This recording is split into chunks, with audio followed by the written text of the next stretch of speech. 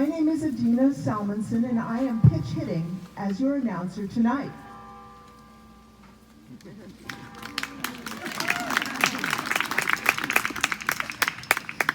Thank you all so much for coming out to hear us.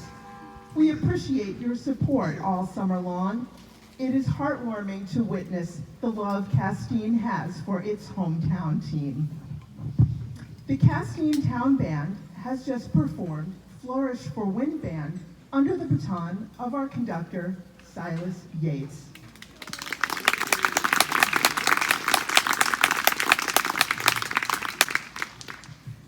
Rafe Vaughan Williams, the composer of Flourish for Wind Band, was something of a wunderkind, passing a correspondence course in music from Edinburgh University at the age of 8, and he passed all the associated examinations. He enrolled in the Royal College of Music in 1890, and because the English upper class believed that a university education was indispensable, Vaughan Williams enrolled in Cambridge University as well. He graduated as Bachelor of Music in 1894 and Bachelor of Arts the following year. Whilst at the Royal College of Music, he became good friends with composer Gustav Holst. Vaughan Williams wrote Flourish for Wind Band in 1939 as the opening to the pageant Music and the People in the Royal Albert Hall in London. It was subsequently lost, then rediscovered, and finally published in 1971. Our arrangement of the Star-Spangled Banner was arranged by Arthur Barnes. Our national anthem lyrics come from the defense of Fort McHenry, a poem written by an American lawyer, Francis Scott Key, on September 14, 1814, after he witnessed the bombardment of Fort McHenry by the British Royal Navy during the Battle of Baltimore in the War of 1812. The music was lifted from a popular British song by John Stafford Smith, To Anacreon in Heaven. The song wasn't adopted as our national anthem until 1931. This piece is clear track polka. I grew up in Nebraska, so it's a polka state. And unfortunately, I listened to it on the way into this rehearsal today, our concert, and well, it's still here. And the other thing that I never realized until this year is that my music theory and composition teacher, Alfred Reed, wrote this chart. And this is a perfect demonstration of one of the things he taught in composition class. You know how when you sing a melody and then you sing it again, the second verse? So this is a perfect example, is the composer wrote a melody and he liked it so well that he played it again. It's perfect time. I'm counting this off. 1, 2, ready, go!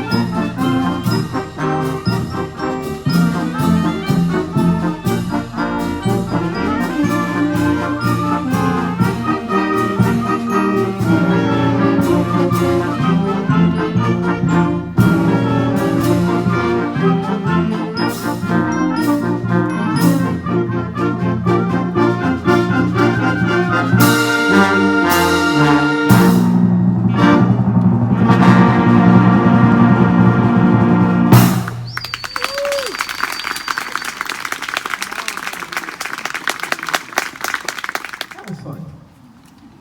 So, our next piece is Variations on a Shaker Melody. Dancer Martha Graham and composer Aaron Copland collaborated to create the ballet Appalachian Spring in 1944.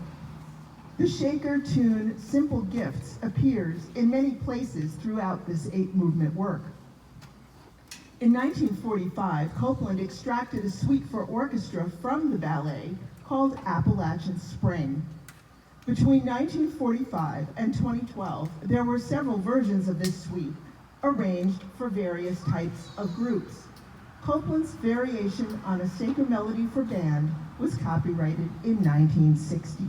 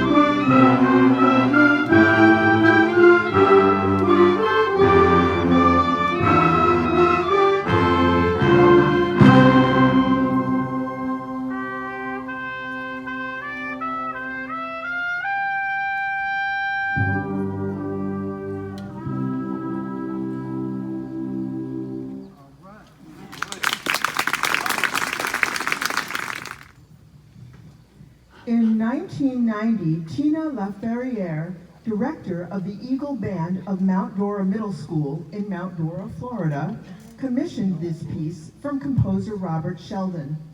Sheldon taught instrumental music in Florida for 13 years and went on to be director of bands at Florida State University. Today we play his Eagle Mountain Overture.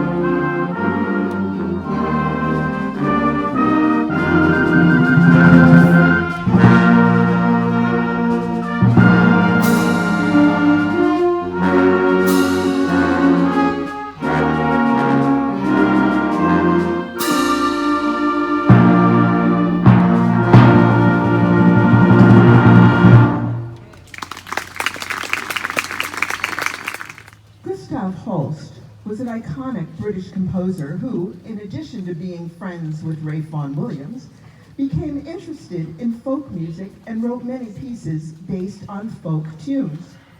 In 1909, he wrote piano accompaniments for 16 songs collected by George Gardner for publication in Folk Songs from Hampshire. He was taken with these tunes and incorporated several into his second suite in F for military band in 1911. The march of the second suite begins with a simple 5-note motif between the low and high instruments of the band. Holst uses a Morris dance tune, Glorashears, for the first theme of the march. The solo euphonium introduces the second strain with the folk tune Swansea Town. For the trio of the march, the low woodwinds introduce the tune Claudie Banks, and to finish this movement, Holst returns to the beginning. Gustav Holst was a trombone player, but he gave the solo to the euphonium player. And it will be ably played by Robert Pentland.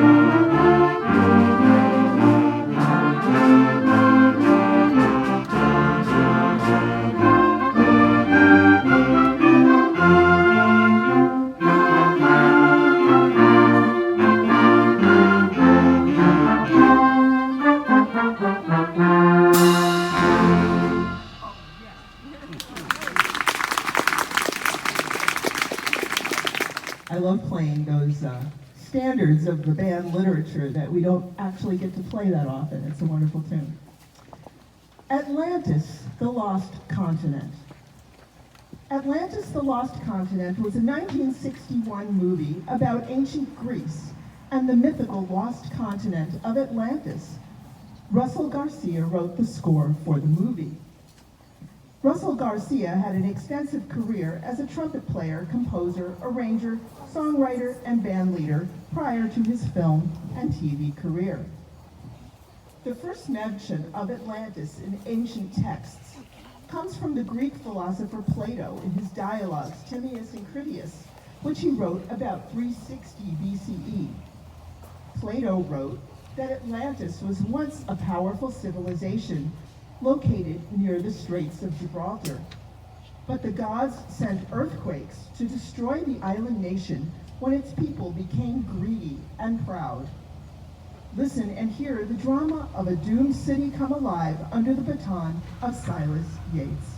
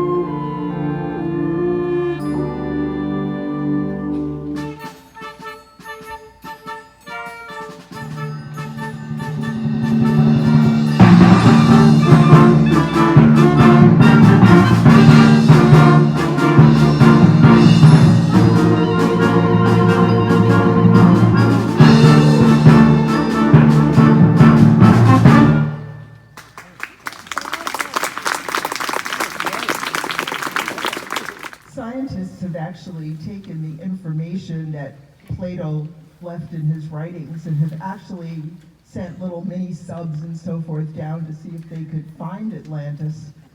So far, no luck, but maybe next season.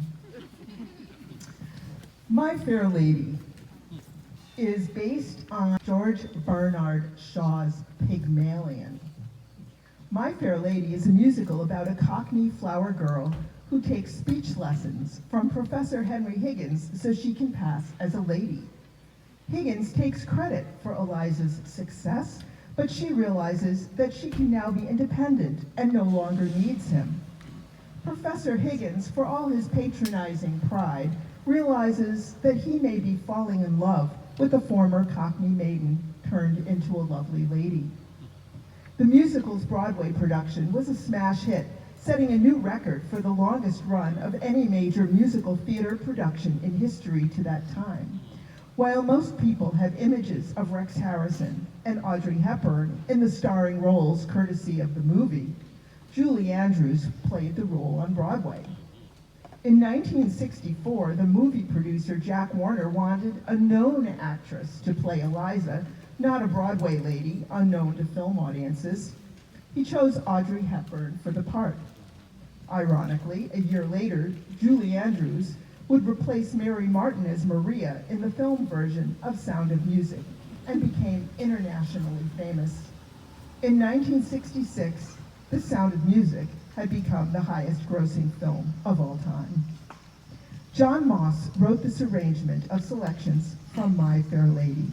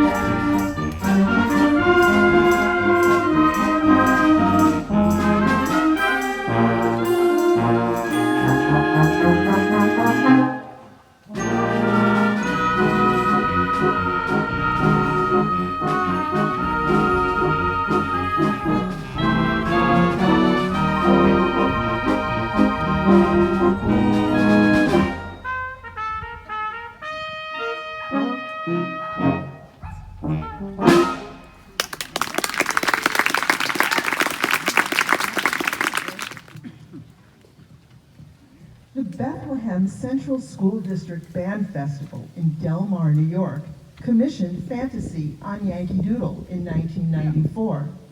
We have one of the alums from the Bethlehem Central School District, Dick Taylor, trombone.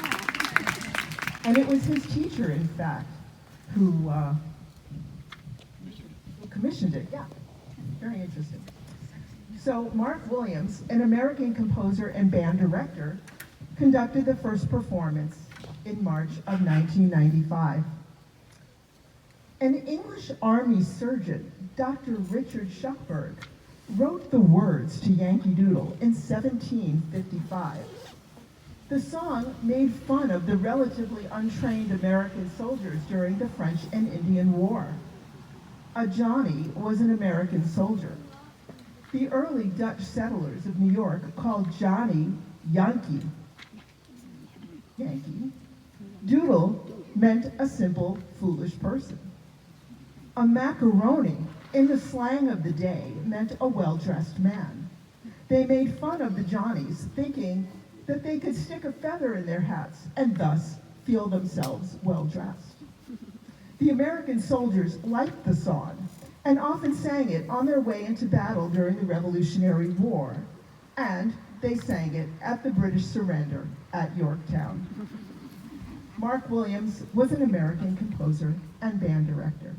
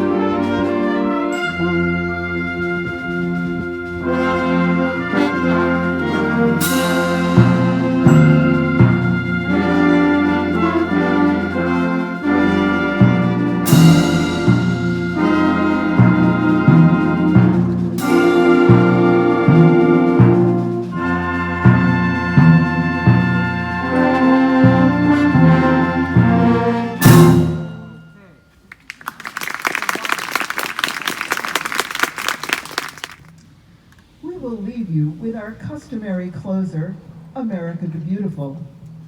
Thank you so much for joining us here tonight and all this summer. Have a wonderful end of your summer, back to school, and holiday season. Until we meet again.